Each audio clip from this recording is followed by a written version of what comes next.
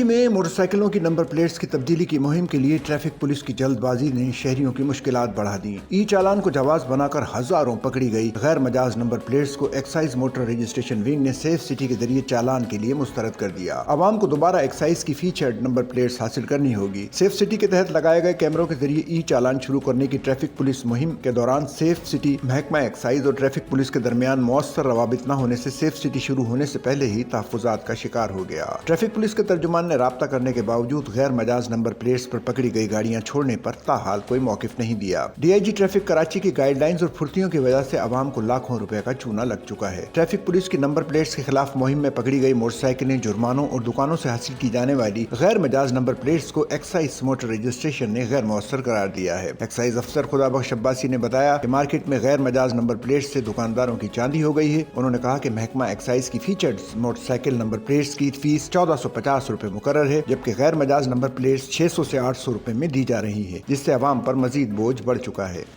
Sachal news net work کی videos میں خوش آمدید۔ ناظرین، ویڈیو سے متعلق اپنی قیمتی رائے کا اظہار کمنٹ باکس میں ضرور کریں اور چینل کو سبسکرائب کریں۔